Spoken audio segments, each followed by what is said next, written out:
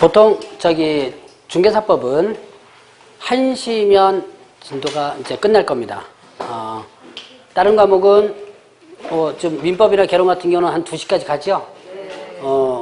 세법도 참 그죠. 끝나죠.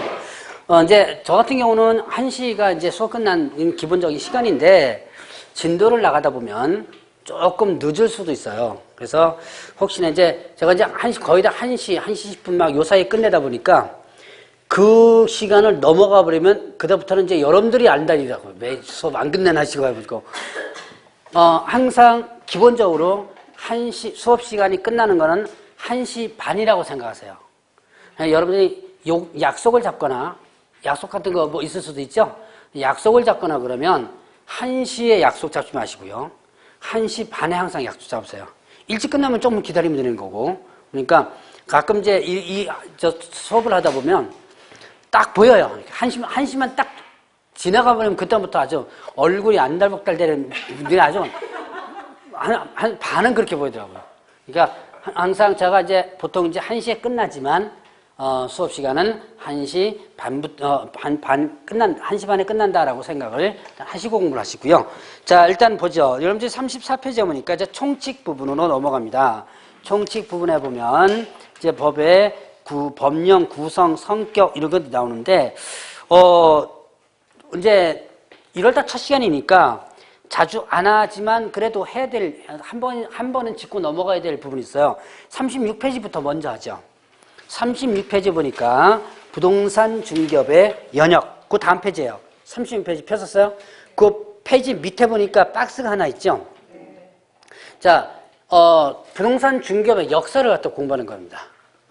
근데 이거는 1월달 넘어가면 이제 요번에 하고 나면 다음부터는 그냥 입으로만 간단하게만 하고 일단 넘어갈 건데, 그러나 이제 지금은 기본적인 역사를 한 번씩 언급하고 좀 넘어가야 될 필요성이 있고요. 딱 한 번 출제가 됐어요. 아주 먼 옛날에. 그러나 여러분들이 중개업을 배우니까 어느 정도는 이게 뭐 어떻게 이제 돌아가는구나 라는 것을 좀 알아두시라라고 해서 한번 구분해 봅니다. 자, 중개업의 연역이에요. 연역. 역사입니다. 중개업의 연역. 자, 그러면 부동산 중개업이란, 자, 다시 한번 조금 이따가 용어의 부분을 배우겠지만, 부동산 중개라는 개념이 뭐예요? 이런 중개란, 자, 기본적으로 한번 생각해보세요. 지금까지 일반 상식과 배웠던 것을 총동원해서, 자, 중개는 뭐죠? 네, 소개한다는 거죠. 소개한다. 자, 소개, 알선, 이 개념이 바로 중개라는 개념이고, 업이란 뭐예요? 일하는 거. 자, 또 제가 일단 업하면 기본적으로 얘기하는 게 있어요. 업하면 뭐 하는 거다? 장사하는 거다. 요식업하면 무슨 장사? 바로 중개업하면 소개하는 것을 뭐 하는 거예요? 장사하는 거죠. 그러면 부동산 중개업을, 그 부동산을 소개시켜주는 사업, 장사죠. 장사를 언제부터 시작했느냐 하는 부분. 이게 우리가 이제 문헌상으로, 역사적으로 따지면 문헌상으로 고려시대라고 합니다. 고려시대 때 누가 있냐면 객주라는 사람들이 있었어요. 자, 객주, 이걸 객상주인 이렇게도 표현하는데요. 자, 객주라고 한다면 여러분들 뭐 떠올려요?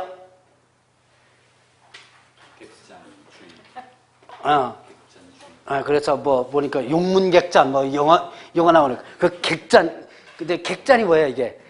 술 팔고 음식 팔고 하는 거죠. 근데 여러분들이 소위 말하는 주막에 대한 개념이 아니고, 자, 객상주인 이렇게 했죠? 상자가 들어가죠?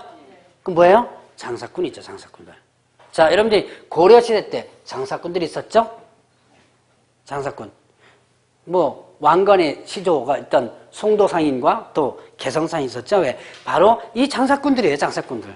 장사꾼들이, 자, 장사도 하면서 부동산을 소개시켜줬다라고 했던 것이 문헌상에 나옵니다. 자, 그리고, 자, 얘네들이 어떻게 해요? 자, 내가 이제 장사하고 있는데, 보통 이제 점포 차려가지고 장사하고 있죠? 그런데 A라는 사람이 이 장사꾼한테 오는 거예요. 나 논 열마지기 팔 거니까 살 사람 있으면 소개시켜줘. 얘한테 부탁하는 거죠. 그럼 얘한테 왜 부탁해요? 얘는 논 열맞이기를 살 수 있는 능력을 가진 사람들은 어떻게 돼요?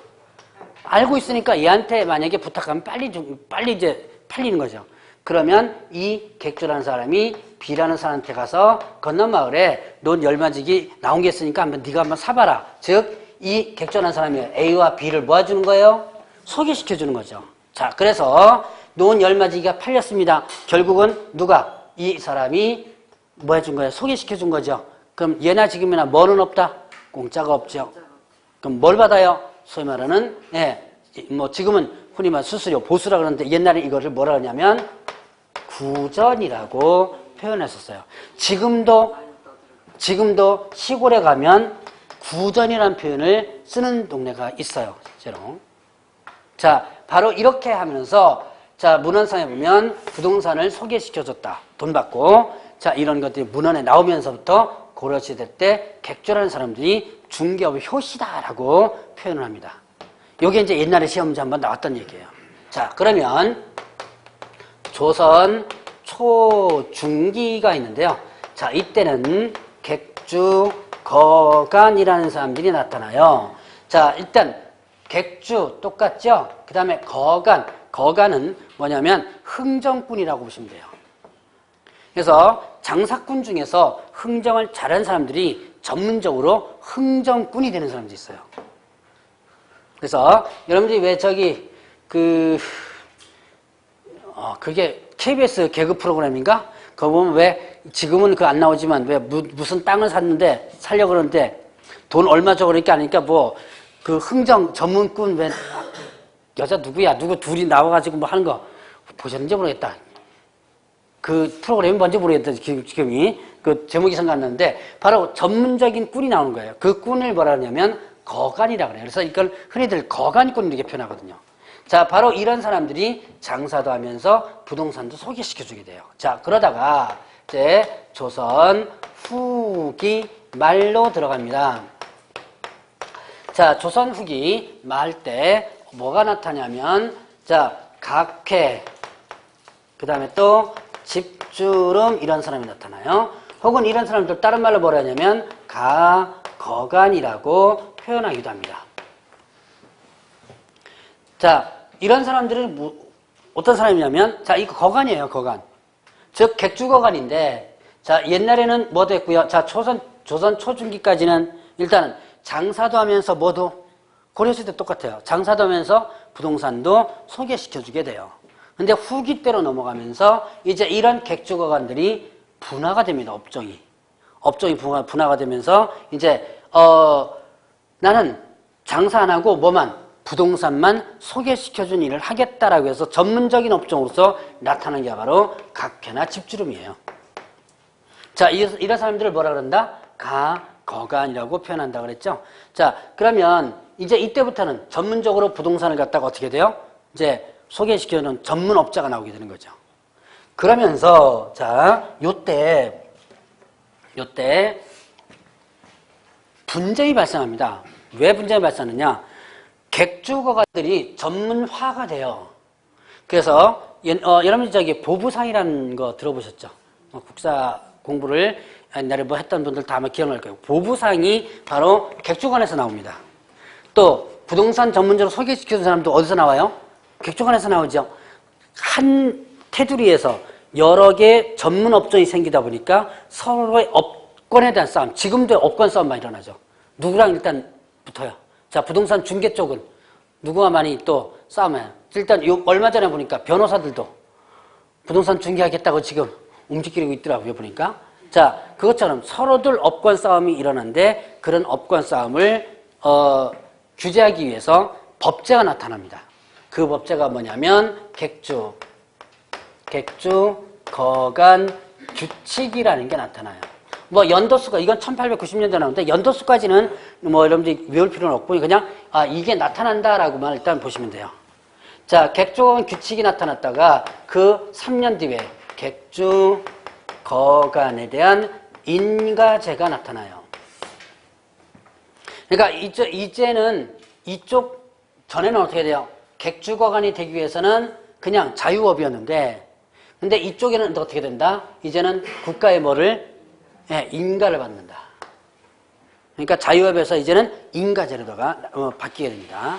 자, 이제 이렇게 이제 전문 업종이 나타나기 시작하면서 이때 또 이 사람들이 운영하던 사무실을 뭐라 하냐면 여러분들이 지금도 많이 쓰고 있는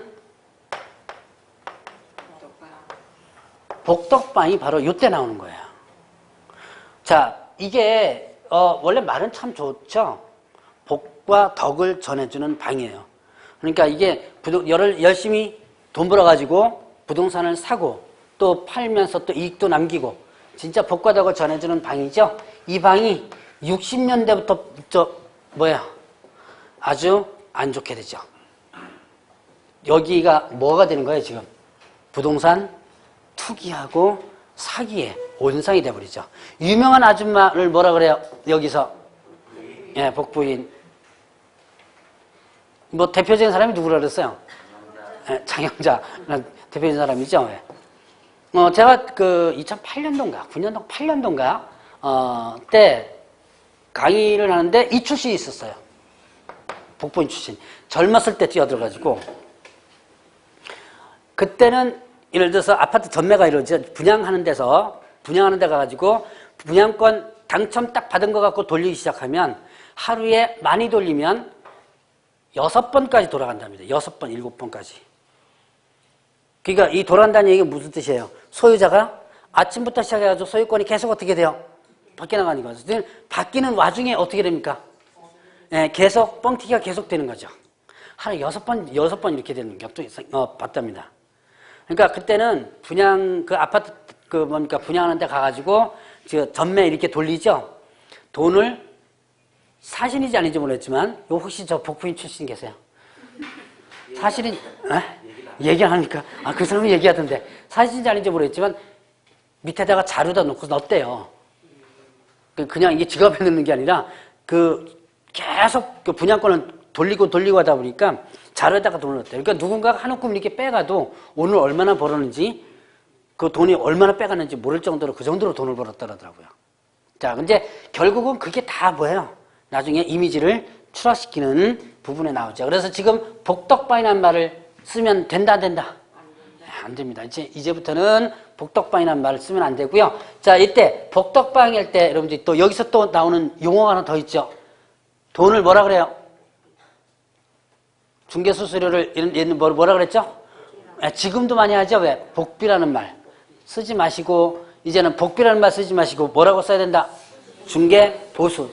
정확히 중개사법으로는 뭐라 한다? 보수입니다. 보수. 수수료가 아니고 뭐예요? 보수. 자, 그래서 이제는 복비라는 말, 공인중개사 합격해놓고도 복비라는 사람이 있어요. 이게. 자, 지금부터 복비라는 말 쓰면 이제 저한테 혼납니다. 이거.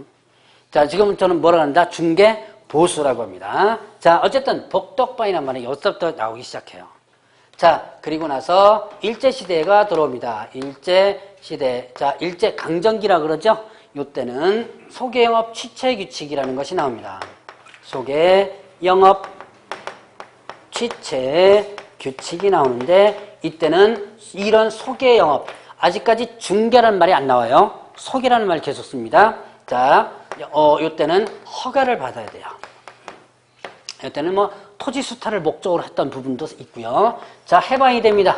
그리고 나서 이제 이게 규정이 없어졌다가 1961년도에 뭐가 나오느냐? 바로 소개영업법이라는 게 나와요. 소개영업법이 나옵니다.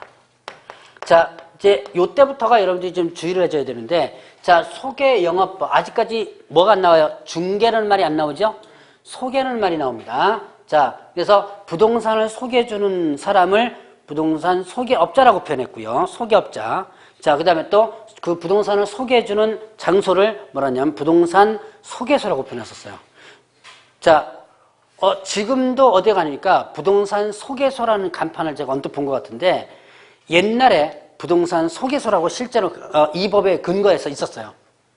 아마 여러분들도 부동산 소개소라는 간판 아마 보셨을 법합니다. 시골 같은 좀 있으니까. 자, 그래서 이렇게 소개 영업을 일단 할 때는요, 아무나 신고만 하면 됐어요. 미성년자가 아니라면.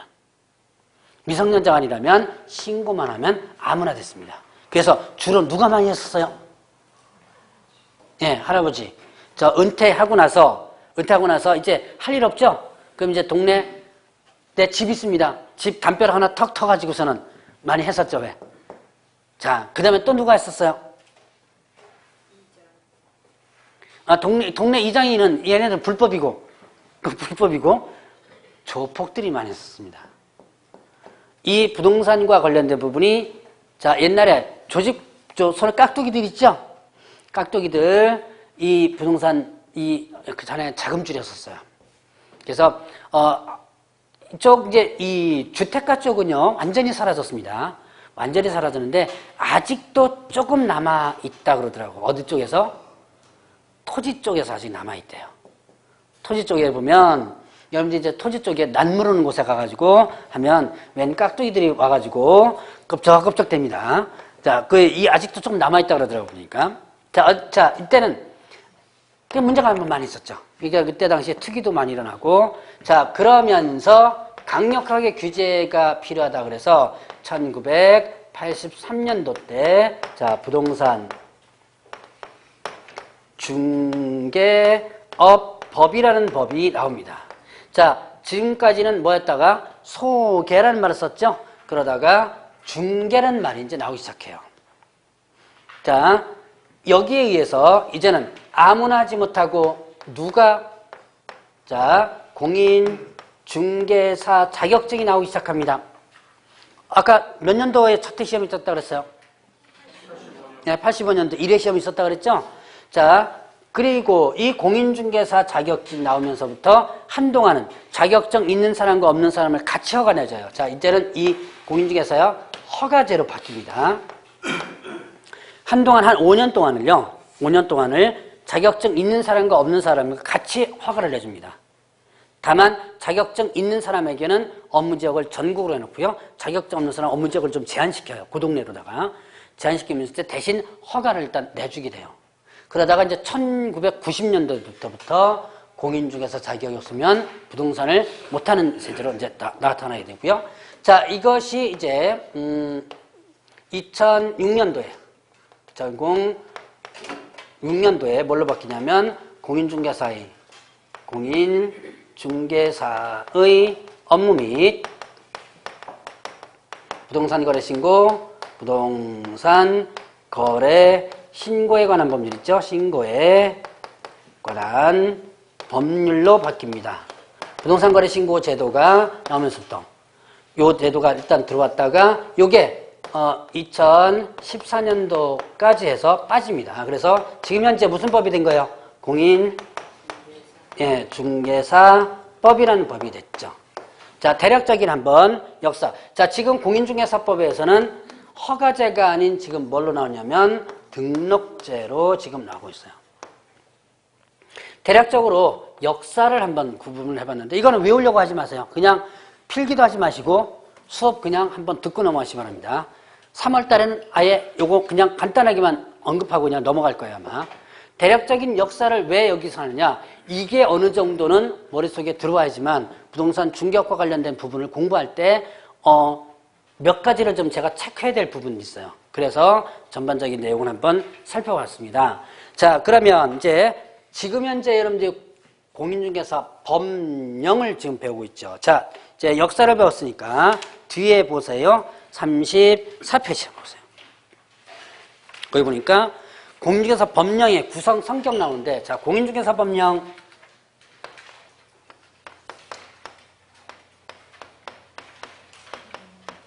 자, 요거는 시험 문제는 안 나오지만 꼭 알아두고 넘어가야 될 부분입니다. 법의 구조예요.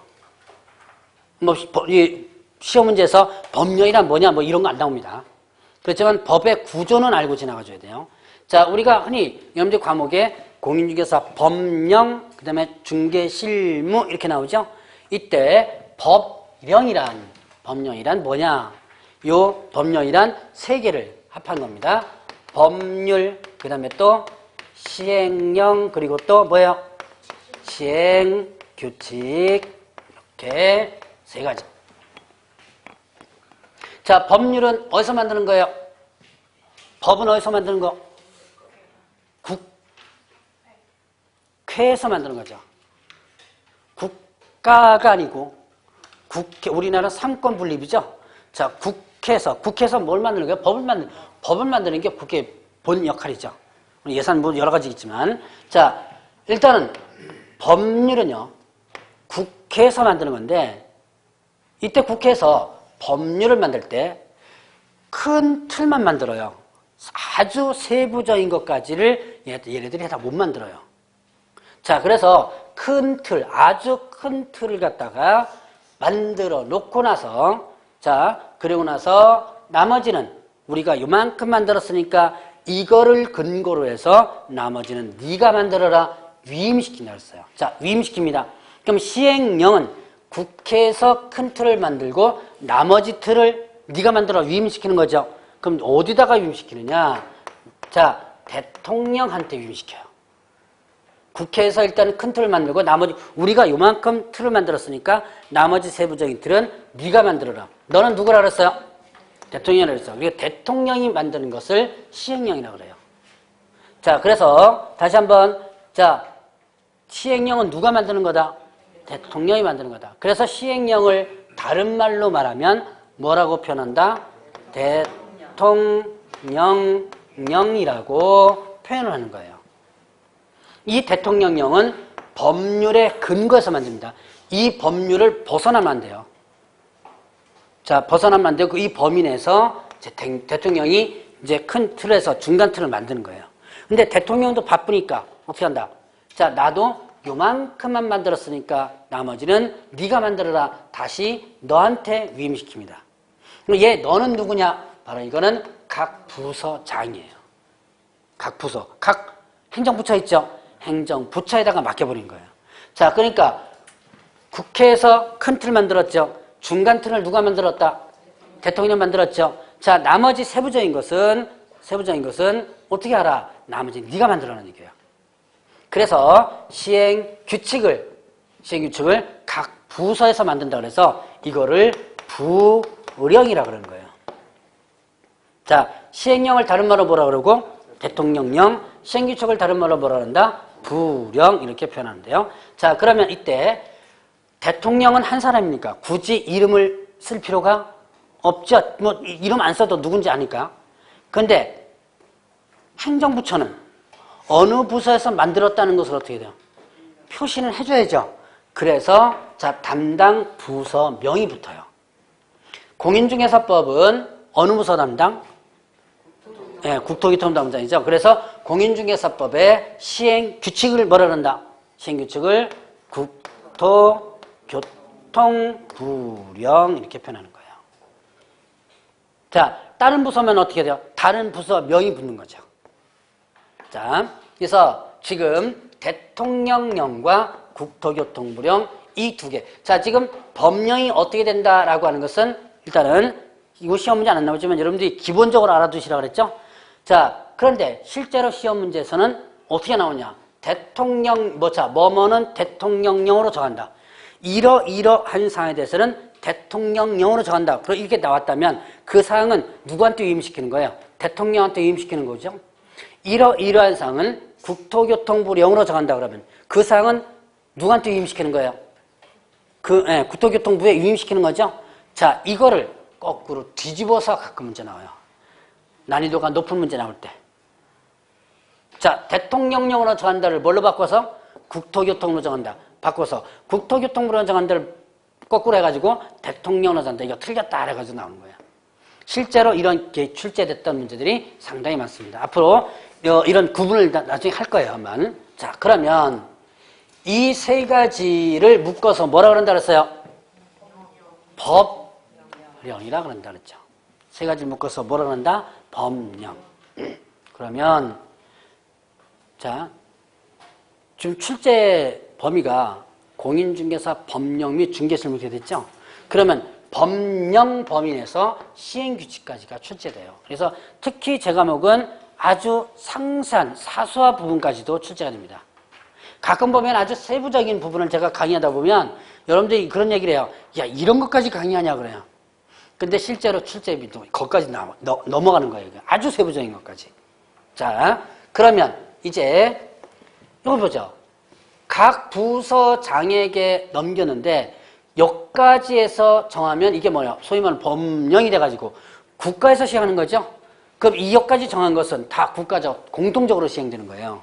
근데 문제는 이렇게 해서 공통적으로 국가에서 시행하다 보면 각 지역별로 문제가 생길 수가 있는 부분들이 있습니다.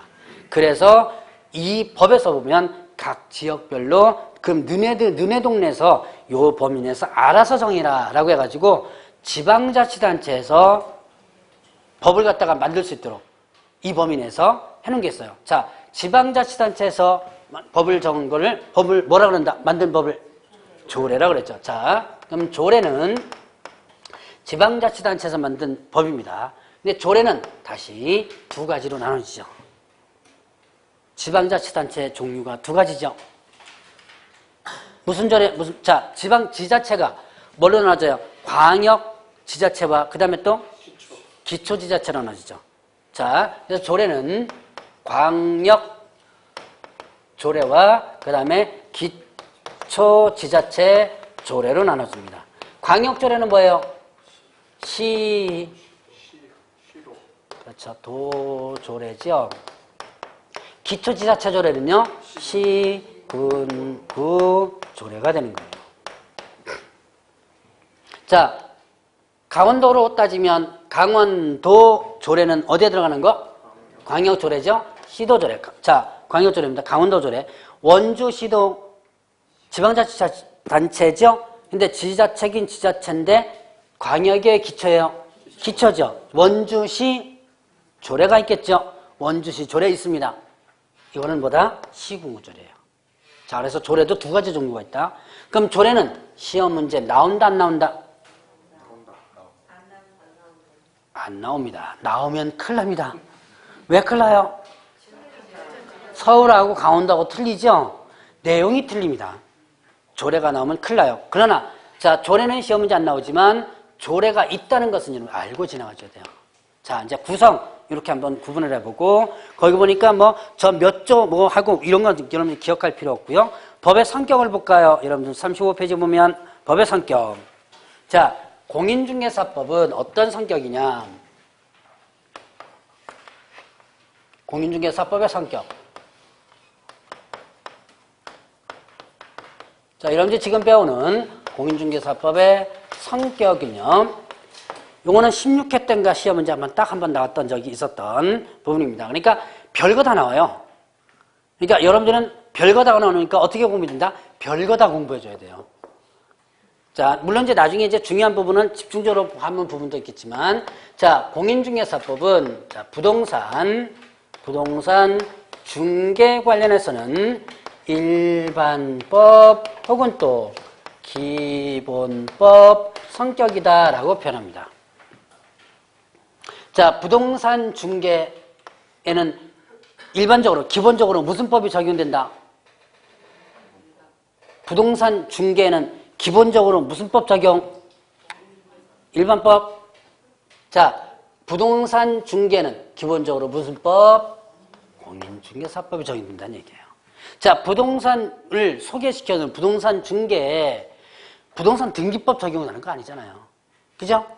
여러분들 공법 배우면 국토개법 적용하는 거 아니죠? 자, 뭐 주택법 적용하는 거 아니죠? 그래서 부동산 중개는 기본적으로 무슨 법 적용? 기본적으로. 예, 기본적으로 공인중개사법이 적용된다. 그래서 부동산 중개는 다른 법이 적용되는 거 아니다. 무슨 법? 공인중개사법. 기본적으로 공인중개사법이 적용된다.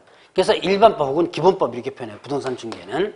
자, 그리고 또 민법, 이 공인중개사법은 민법과 그 다음에 상법에 있어서는 무슨 법 성격이다? 네, 특별법적 성격이다. 자, 여러분들이 저기 민법에서 이 개념을 배울 거예요. 민사특별법 이런 거, 특별법이라는 개념 있죠. 자, 특별법은 일반법의 위의 법으로서 먼저 적용되는 거라 그러죠. 자, 그러면 부동산을 소개시켜 주는 거죠.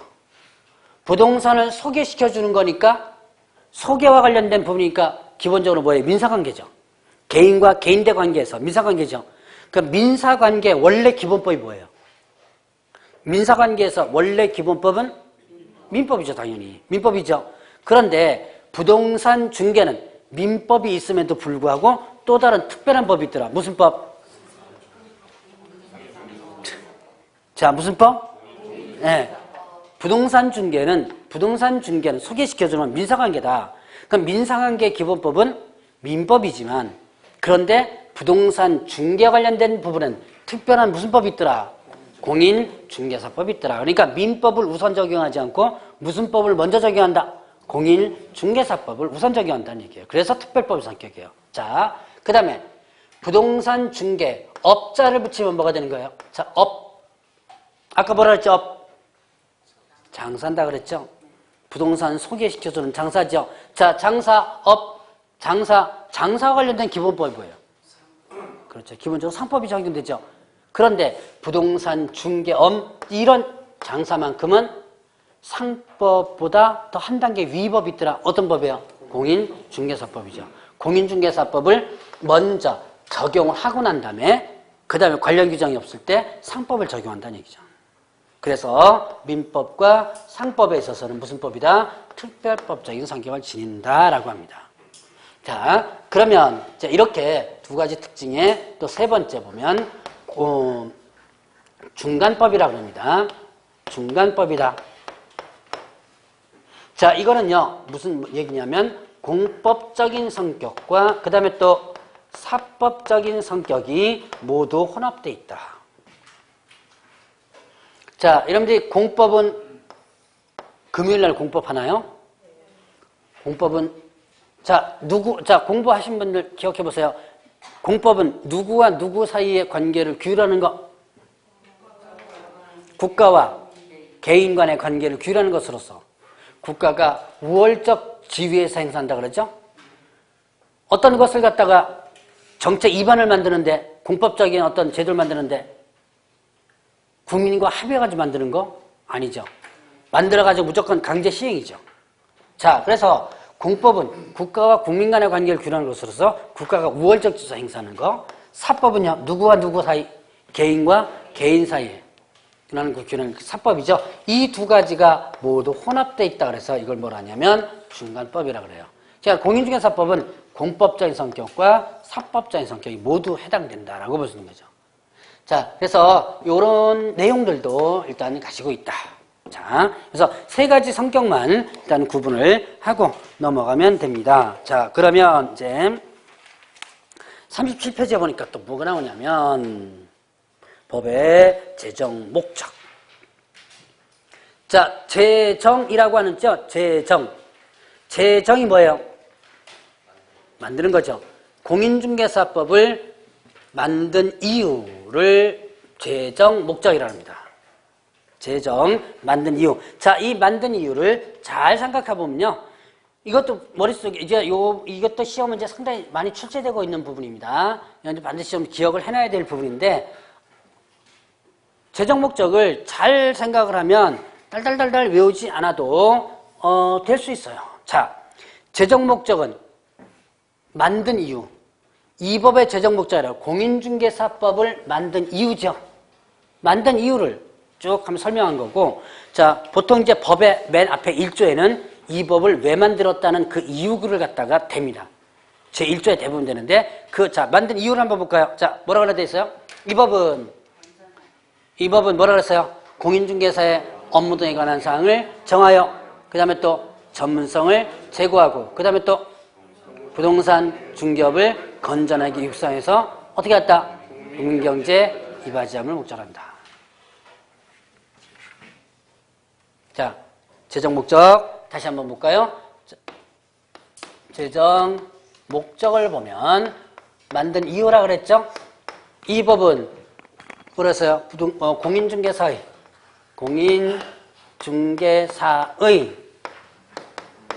업무 등에 관한 사항을 어떻게 한다?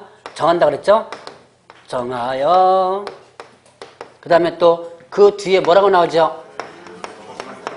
예, 자, 전문성을 올리는 거죠. 그 다음에, 자, 부동산 중개업을 어떻게 한다 그랬어요? 네, 건전하게 육성한다 그랬죠. 그리고 그렇게 함으로써 최종적인 결론 뭐가 나와요? 네, 국민경제. 국민 경제에 한가닥한다. 이바지한다. 한가닥한다는 얘기죠. 자, 이바지한다. 자, 이 재정 목적 시험 문제 자주 나오는 부분이니까 여러분들 좀 알아두시고요. 머릿속에 통째로 다 기억을 일단 해놓으셔야 돼요. 자, 근데 자 보죠.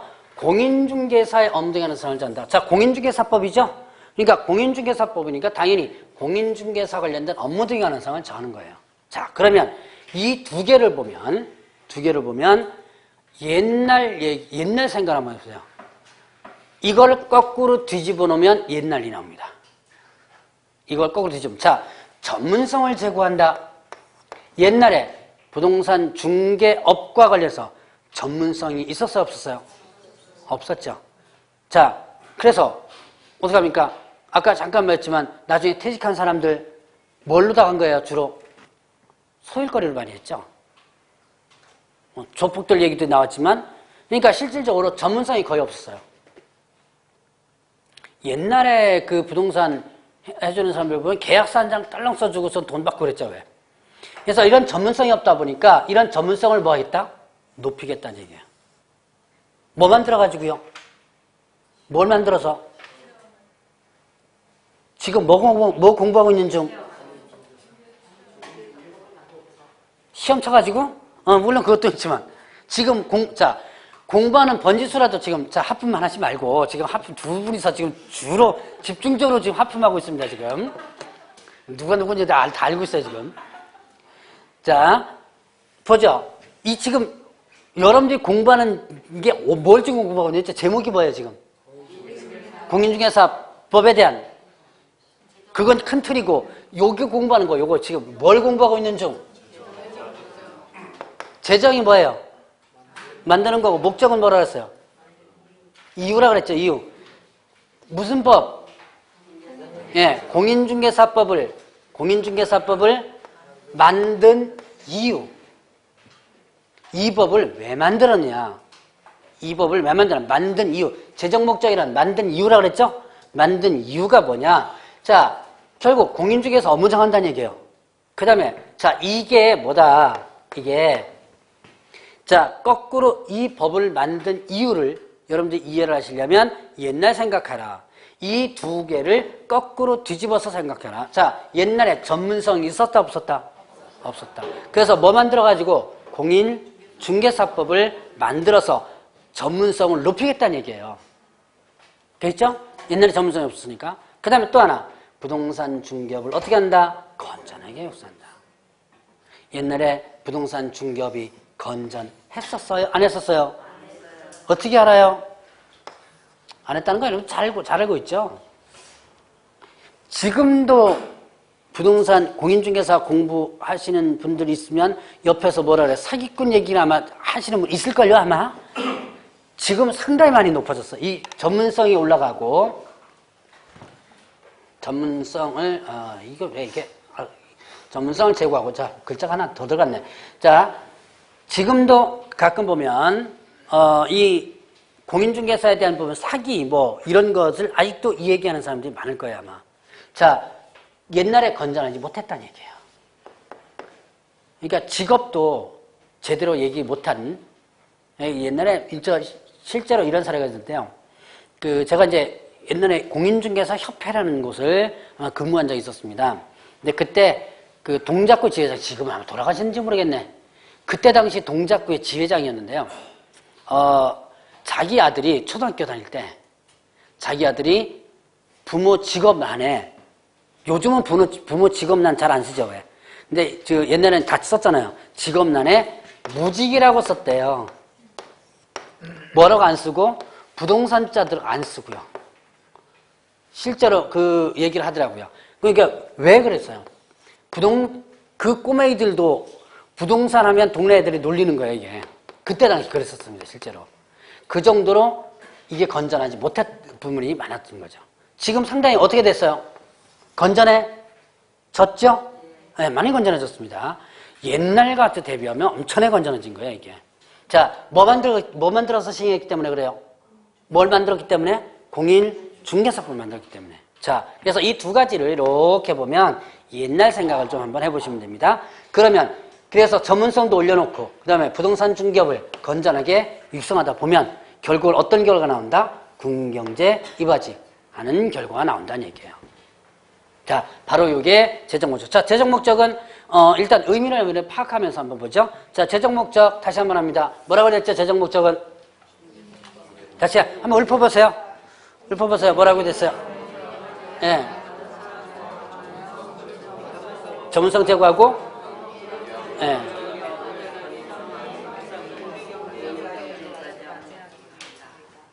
자, 다 한번 읊어봤죠? 자, 다시 한번 재정법전 시험제 나올 가능성이 상당히 높은 것 중에 하나다. 그래서 여러분들이 전체적인 문장을 좀 기억해 놔야 된다. 처음에 이 법은 공인중개사의 업무등에 관한 사항을 정하여 그 다음에 뭐라 그랬어요? 전문성을 제고하고 그 다음에 또 예, 부동산 중개업을 어떻게 한다? 건전하게 육성해서 그 다음에 또 국민경제 이바지함을 목적한다. 이거 갖고 이제 말장난 갖고 이제 문제 나오는 거예요. 이 말장난 하는 것은 다음 파트 때 한번 연습을 한번 해볼 겁니다. 자, 그러면 시간도 슬금슬금 다 돼가고 자, 용어의 정의를 한번 보죠. 용어의 정의에서 가장 먼저 나오는 것이 중개란. 자, 용어의 정의는 이거는 상당히 중요합니다. 공부할 때 기본적으로 용어의 정의에 대한 개념을 알아두셔야 되고요. 그 다음에 용어의 정의에 대한 부분도 시험 문제도 물론 잘 나오지만 기본적 개념을 잘 알아두셔야지만 나중에 뒤에 내용을 공부하면서 헷갈리는 부분들이 많이 없어져요. 자, 가장 먼저 중개란. 자, 그러면 아까부터 계속 중개가 나왔는데요. 중개에 대한 기본적 개념이 뭐라 그랬죠? 국어사전적 개념은 소개, 알선. 소개하고 알선한다. 이것이 중개에 대한 기본적 개념이라고 그랬죠. 그러면 이때 자, 여기서 자, 중개는 기본적으로 소개, 그 다음에 알선인데요.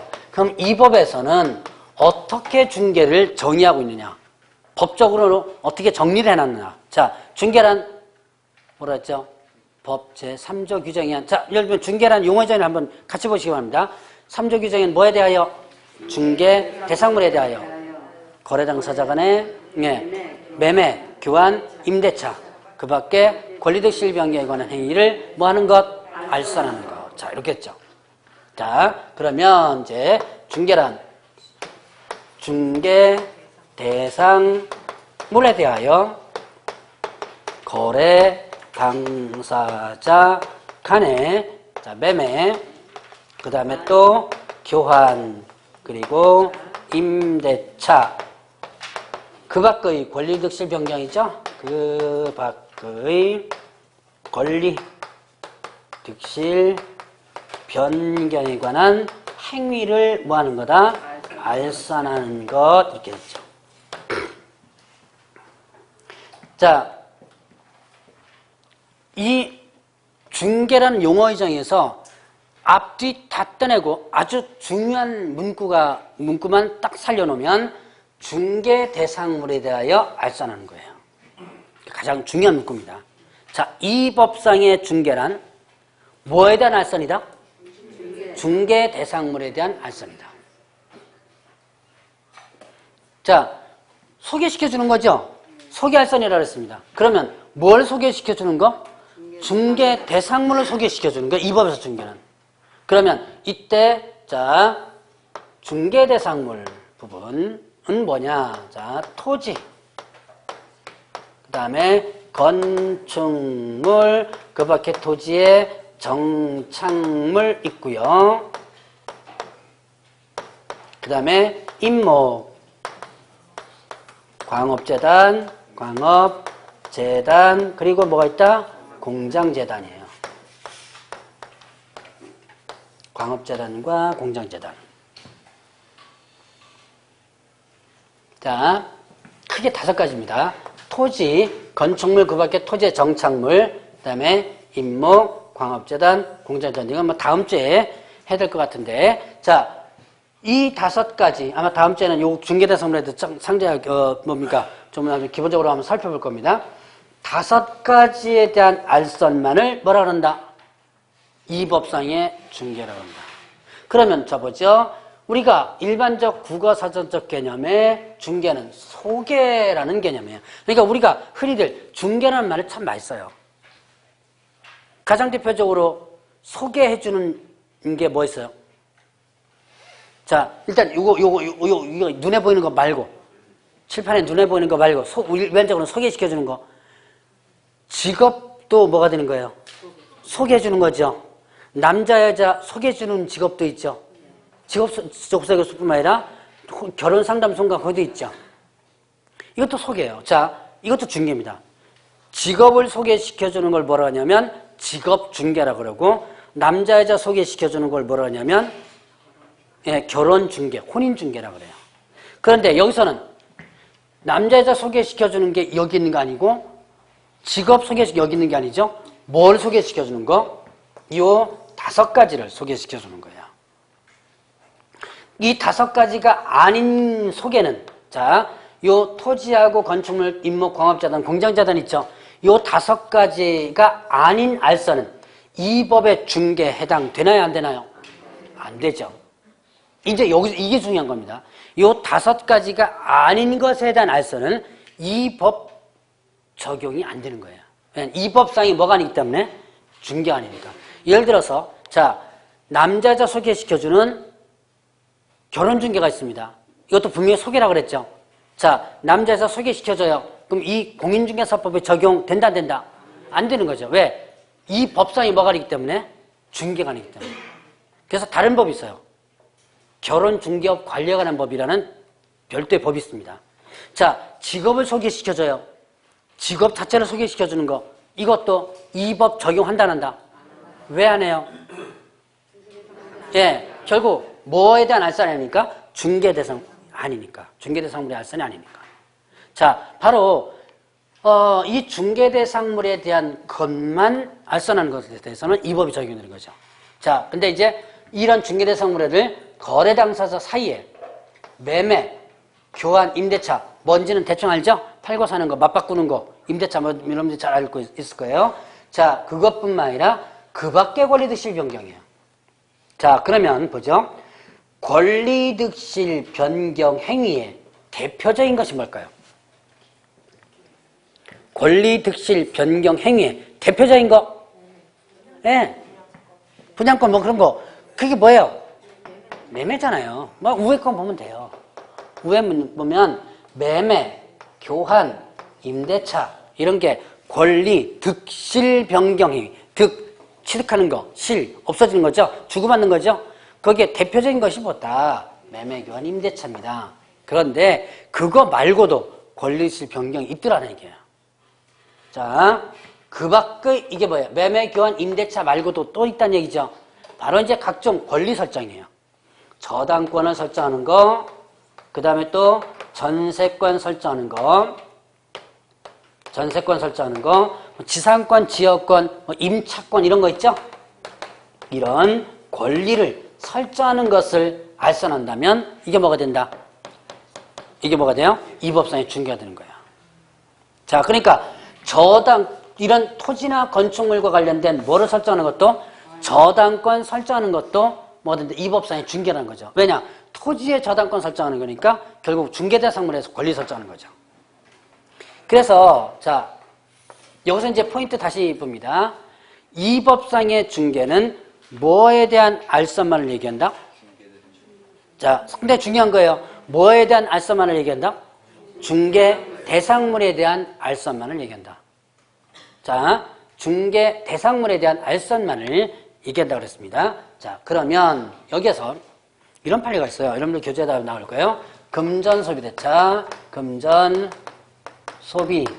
금전소비대차 알선에 부수하여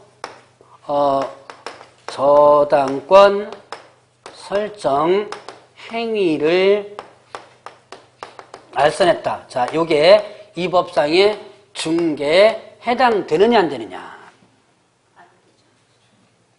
자, 두 줄을 한번 봐야 돼요. 금전소비대차 알선에 뭐 해가지고 부수하여 저당권 설정의 일을 알선했습니다. 요 행위가 이 법상의 중개에 해당되느냐 안 되느냐를 물어보는 거예요. 자, 일단 한번 해봅시다. 된다 안 된다 지금 대답이 나오는데요. 자, 봅시다. 일단 첫 번째 줄 보죠. 금전 소비대차 알선. 자, 알선이란 뭐라 그랬어요? 소개, 중개죠? 자, 금전 소비대차가 뭐예요? 여러분 소비대차 빌려주는 거죠? 그럼 돈 빌려주는 것을 뭐 하는 거예요? 알선하는 거죠. 자, A하고 자, A하고 B가 있습니다. 자, 얘는 땅은 이만큼 토지를 가지고 있는데요. 돈이 없어요. B는 가진 게 뭐밖에 없는 사람? 예, 얘는 이제 가진 게 돈밖에 없는 사람이에요. A가 땅을 가지고 있는데 돈이 없으니까 돈 빌리러 B를 알면 직접 쫓아가겠죠. 쫓아가서 돈 빌려달라 그러면 되는데 이때 B를 모르니까 A가 자, 갑에게 쫓아옵니다. 야, 가진 게 돈밖에 없는 사람이 있으면 좀 소개시켜줘 그런 거예요. 그래서 갑은 B를 누구에게 소개시켜준다? A에게 소개시켜줍니다. 그래서 뭘 빌려줄 수 있도록? 돈을 빌려줄 수 있도록 알선하죠. 돈 빌려줬어요. 그게 뭐다? 자, 일단 금전 소비 대차를 뭐 한 거예요? 갑이 뭐다? 알선을 한 거죠. 자, 요까지. 자, 요까지 했습니다. 돈 빌려주는 거 지금 알선했죠? 요까지. 이거, 이 법상의 중개에 해당된다, 안 된다? 네, 안 된다.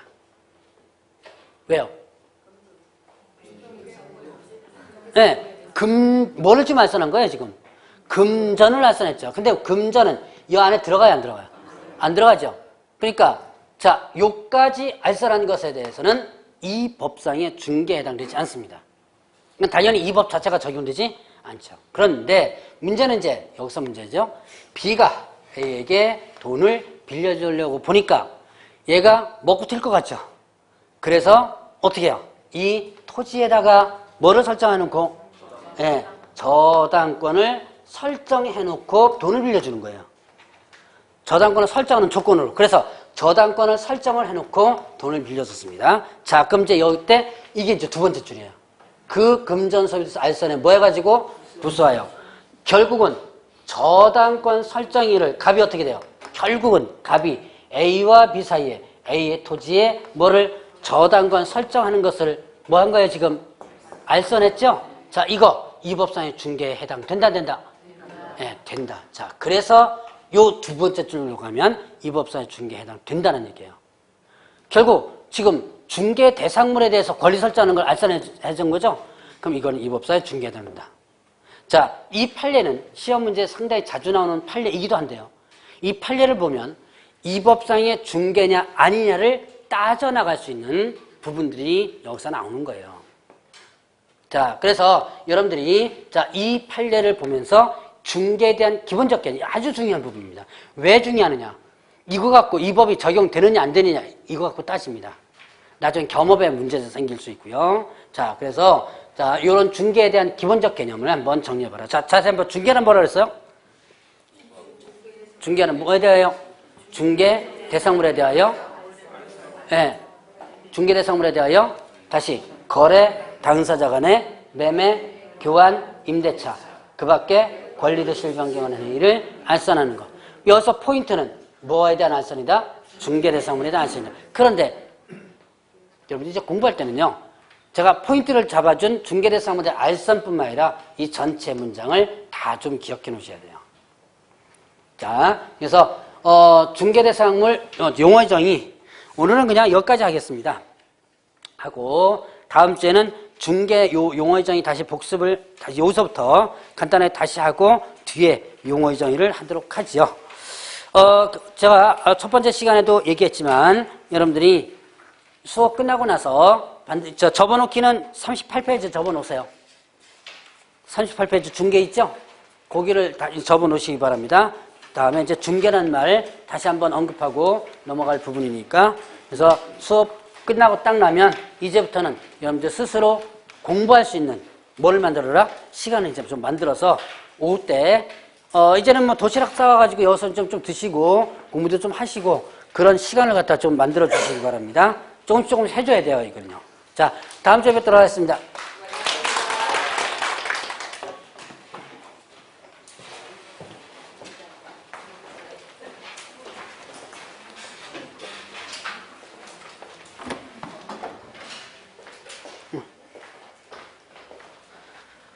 상담.